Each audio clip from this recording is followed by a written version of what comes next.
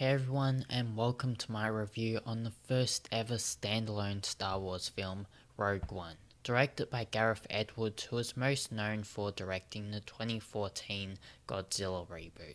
The story is set before the events of A New Hope, and basically tells the story of a group of rebels trying to steal the plans for the Death Star. As a huge Star Wars fan, I was incredibly excited for this film. The Star Wars films I love the most are always the ones from the original trilogy, being episodes 4, 5 and 6. They're some of my favourite films of all time, so going back to that timeline is incredibly exciting for me. I was really expecting something special from this, and in my opinion it just didn't deliver. It's definitely not bad by any means. I actually really respected the way Gareth Edwards filmed this movie. Besides from a couple of characters, basically everything in this is done with practical effects and really well made props that look great. Not only that, but it actually achieves feeling like a Star Wars film from the original trilogy, just with a much darker tone. And that aspect of the film I absolutely adored. It actually has some of the best cinematography I've ever seen from a Star Wars film, and the special effects are spot on. There's no doubt every aspect of the film visually is a masterpiece. It was the characters and the incredibly poor pacing that killed this movie for me. The characters are just so blatantly boring and uninteresting. Star Wars has always been known for its incredibly interesting characters such as Darth Vader, Luke Skywalker, Han Solo, all unforgettable characters as they're so well developed and interesting in their personality. With these characters, I can't even remember their names half the time because they're just so forgettable. There's very little to no character development on almost every character besides from Jyn Erso, who wasn't that interesting of a character in the first place.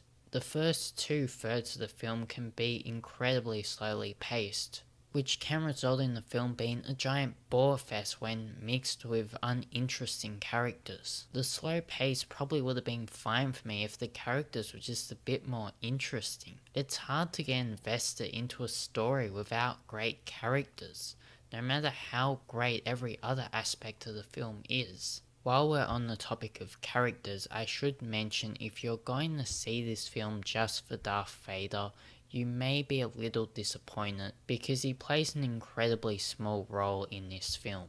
I actually didn't really mind this since it isn't really his story, so they shouldn't really be focusing too much on that character anyway. And the trailers made it clear that he wasn't the main focus of the film by only showing a small glimpse of him in the final trailer. However, the scenes he is in are fantastic and may even be let alone worth the price of admission.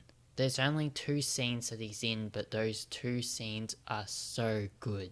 There's also some spectacular action sequences in the third act that look absolutely beautiful. With that being said, I should mention the third act is actually pretty impressive, especially for the hardcore Star Wars fans that notice every single reference referring back to the original trilogy. If you're really into the lore of this universe and read every single book and comic that comes out related to Star Wars, then you should totally go see it because that's the main audience this movie is aimed at. And there's some scenes that will make you completely nerd out.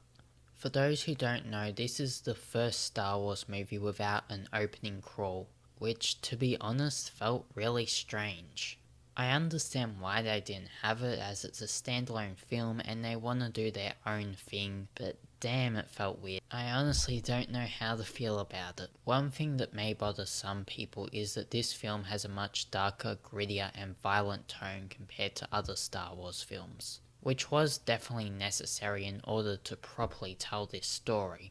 However, with that being said, it's probably not going to appeal as much to the younger audiences at minimum under the age of 13, as it's a much more mature and darker story. In fact, you probably shouldn't take anyone under the age of 10 to see this, as it's pretty dark for a Star Wars film. Overall, in my opinion, Rogue One is a visual masterpiece and delivers some spectacular looking scenes. But when it comes to the film's new set of characters and the pacing of its story, the movie just falls apart and doesn't really deliver in terms of creating an interesting story. It's more of a movie for the real hardcore Star Wars fans that love digesting all the lore and references that come with each installment and analysing all the scenes to death. If you're that kind of Star Wars fan, you'll love this movie. I know I'm in the minority on this one, but it's just my opinion. I'm happy if you enjoyed this movie. I wish I could say I enjoyed it as well, but the reality is I didn't. And as a reviewer, I have to be honest about that. So that's it for my review. Let me know what you guys thought of Rogue One. Did you enjoy it, or did you find it a bit disappointing like I did?